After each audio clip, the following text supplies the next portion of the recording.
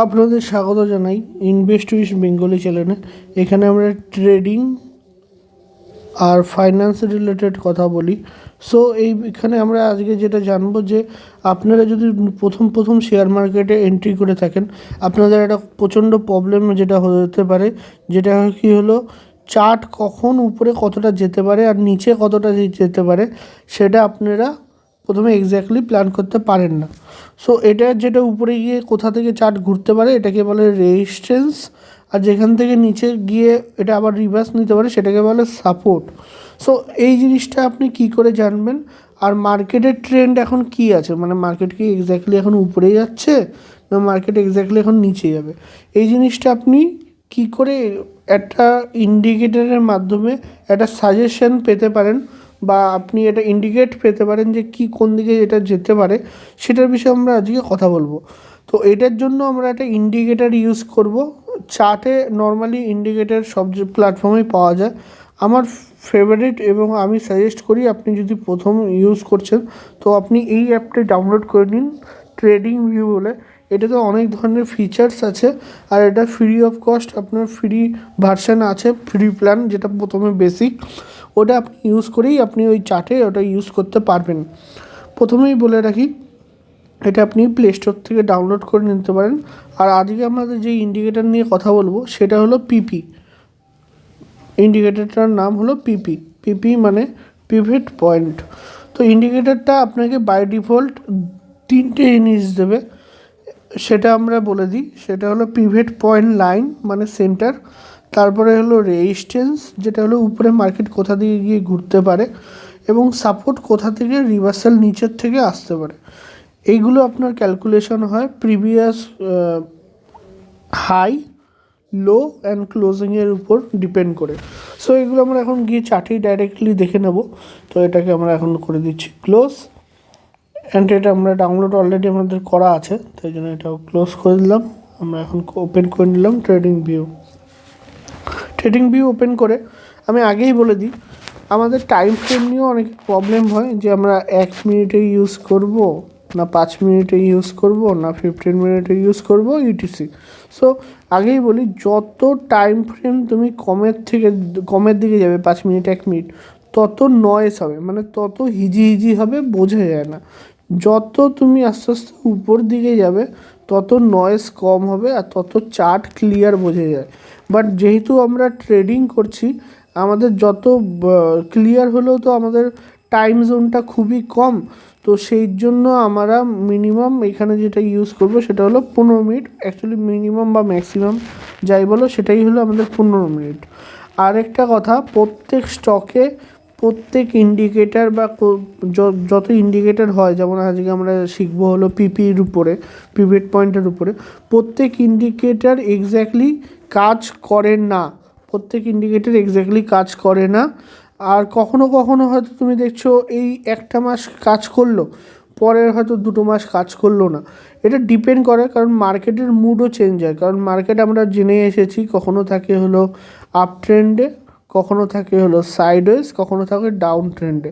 So এরকম market যে mood change করে নিজের, তাই জন্য যত ইন্ডিকেটার আছে সব ইন্ডিকেটার এক্স্যাক্টলি সবসময় ঠিক কাজ করে না।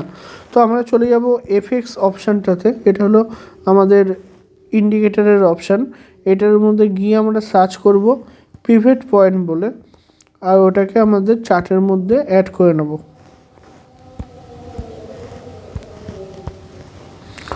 তো এখানে অনেকগুলো পিভট পয়েন্টের অপশান দেবে, আমরা যেটা স্ট্যান্ডার্ড আছে ওটাই ইউজ করব। স্ট্যান্ডার্ড পিভট পয়েন্টটা আমি একবার ক্লিক করলাম, জাস্ট এই সাইডে দেখতে পারো ওটা চলে এসেছে। এবার ওটা আস্তে আস্তে লোডিং নেবে চার্টের মধ্যে। আমি ততক্ষণে এটা কেটে দিই। ওকে, তখন লোডিং নিয়ে নিয়েছে। এবার কিছু লাইন্স আমাকে শো করছে চার্টের মধ্যে, তো আমি এটাকে একটু হালকা ছোট করে দেখি চার্টটা। আর একটা কথা বলে দিই, যখনই এগুলো ইউজ করবে তোমার এসএল যেন প্রি প্ল্যান থাকে। এরম না কোনো ইন্ডিকেটার তোমাকে 100% অ্যাকুরেসি দেবে, মানে তুমি ওই ইন্ডিকেটারটা ফলো করলে 100% ঠিকই তুমি যাবে, তুমি প্রফিটে হবে, তুমি তাই সব টাকা লাগিয়ে দেবা। এটা কখনোই করবে না। তোমার এসএল, স্টপ লস আর টেক প্রফিট টিপি, এই দুটো যেন আগের দিয়ে প্ল্যান থাকে যে আমি কত রিস্ক অ্যান্ড রিওয়ার্ড নেবো। নর্মালি 1:2 নেওয়া উচিত, আর রিস্ক টু রিওয়ার্ড, মানে যদি আমি 100 টাকা লস করি আমি 200 টাকা প্রফিট করব যদি আমার ঠিক হয়। তো এইরকমভাবে না থাকলে তোমার পরে ক্যালকুলেশন মানি ম্যানেজমেন্টে প্রবলেম হতে পারে। Anyway, come to point. তো এখানে দেখতে পারো একটা মাঝখানে একটা লাইন দেয়, আমি এগুলো এক একটা হলো দিন, এই যে এগুলো। তো আমি একটা যে কোনো দিন জুম করে নিচ্ছি এখান থেকে।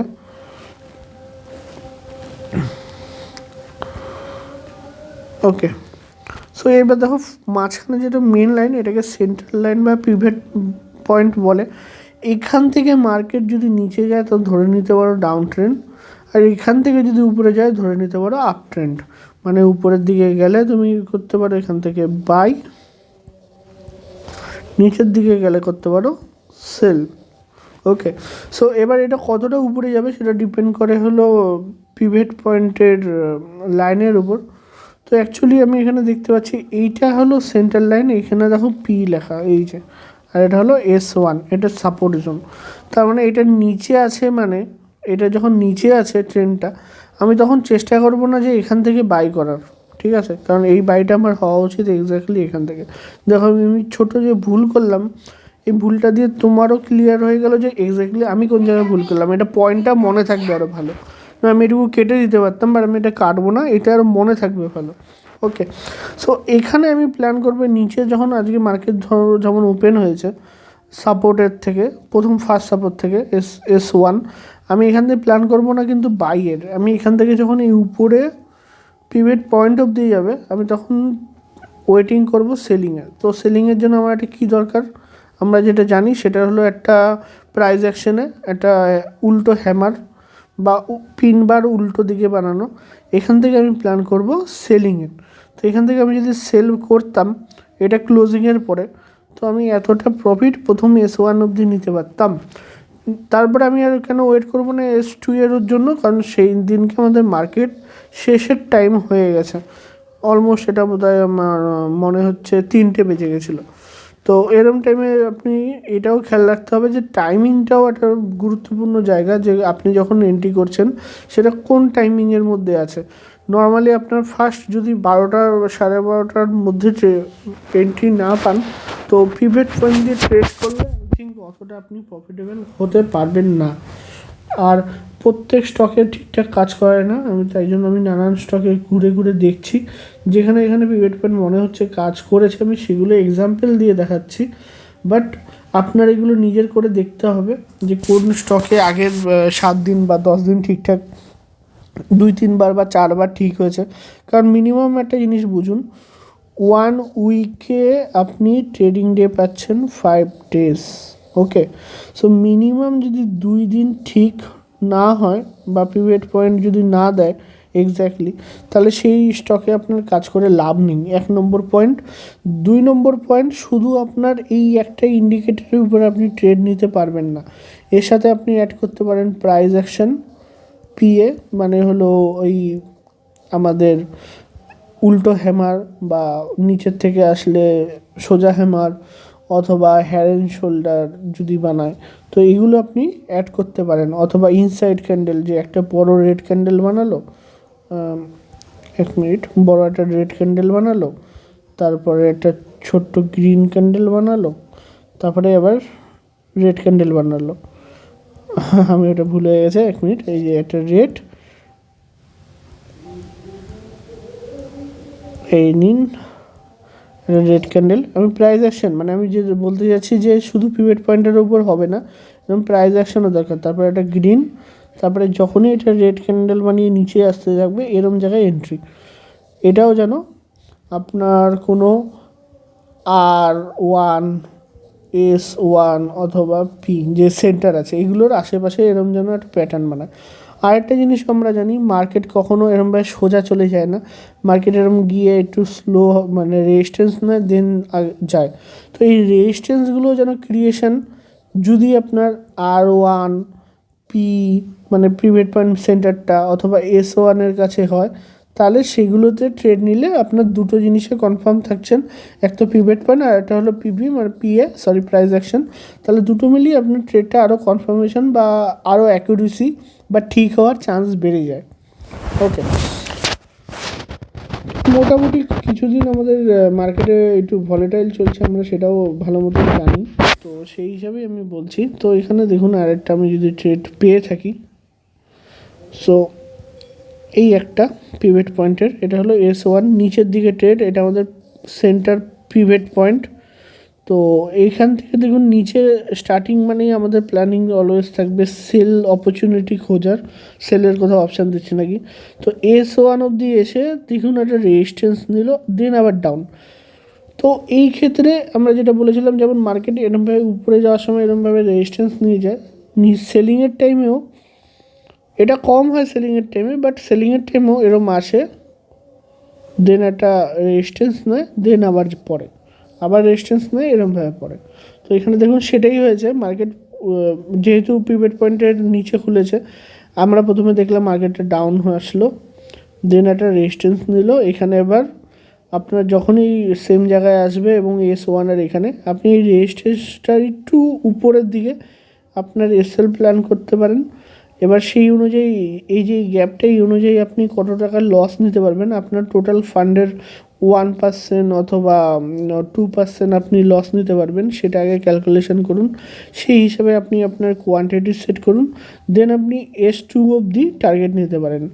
S2 অবধি আসলো, আপনি এবার হয় এক্সিট করতে পারেন, অথবা হলো আপনি S1 আর S2 এর মাঝখানে ট্রেল করে এসএলটাকে নিয়ে আসতে পারেন, এসএল করে এসএলটা এখানে আপনি নিয়ে আসতে পারেন। অ্যান্ড দেন এটা আরও যখন নিচের দিকে যাবে আপনি টার্গেট রাখতে পারেন S3 অবধি। কিন্তু যেহেতু S3 যাওয়ার আগে আপনার এরম জায়গায় এসে টাইম শেষ, সেশনের জন্য আর বেশিক্ষণও বেশি ক্যান্ডেল বাকি নেই, তো আপনি যখনই এরম মাঝামাঝি জায়গায় যাবে আপনি এক্সিট করে দিতে পারেন, অথবা এর থেকে একটা নিচের ডাউন ক্যান্ডেল বানানোর পরেই আপনি এক্সিট করে দিতে পারেন। এটা আমরা কেন করলাম, কারণ যেহেতু সেদিনকার টাইম নেই, তো আমি বড় এই রেড ক্যান্ডেলটার এখান থেকে এক্সিট করে নিতে পারি, অথবা এখানে দেখুন একটা হ্যামার টাইপ কা, বাট পুরো এক্স্যাক্টলি না, ক্যান্ডেল বানাচ্ছিল, এখান থেকেও আমরা এক্সিট করে নিতে পারি। ওকে, তো এইভাবে পিভট পয়েন্ট আমরা ইউজ করে নানান চার্টে দেখতে পারি। প্রথম কথা হলো প্রত্যেক চার্টে প্রত্যেক টাইমে ইউজ করলে কাজ করবে না, কারণ আমি যেমন বললাম প্রত্যেক চার্টের একটা up trend, down trend and sideways time থাকে, সেই ওয়াইজ কাজ করে। আর এখানে আমরা টাটা মোটরসে খোঁজার চেষ্টা করছি পিভট পয়েন্ট, তো এক্স্যাক্টলি দেখতে পারবেন কিছু কিছু দিন মানে যেমন ভালো মতো নিয়েছে। এখানে দেখুন এটা হলো আমাদের, এটা একটু বড় করি,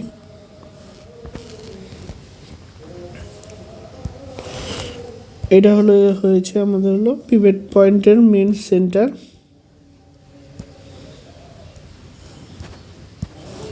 এটা সেন্টার পি, এটা আমাদের S1। এবার আমার একটা রুলস আছে, S1 থেকে যদি উপরের দিকে যায় পিভট পয়েন্ট অবধি, আমি এই ট্রেডটা নেব না, এটা নেব না, আপ ট্রেন্ড নেব না। আপ ট্রেন্ড আমি তখনই ধরবো যখন এখান থেকে উপরের দিকে যাবে। তো দেখুন এখানে অনেকক্ষণ হোল্ড করলো যাওয়ার জন্য, তারপরে এখানে একটা স্মল ক্যান্ডেল বানালো, দেন উপরে যাওয়া স্টার্ট করলো, আমি এরম জায়গায় এন্ট্রি নেবো, অথবা আমি এই ক্যান্ডেলটা হয়তো এন্ট্রি করে ফেলতাম যেহেতু এখান দিয়ে যাওয়া শুরু করেছে, দেন আমার এসএল প্ল্যান থাকতো যেখান দিয়ে আপনার বড় ক্যান্ডেল প্রথম এন্ট্রি করেছে তার ওইখানে।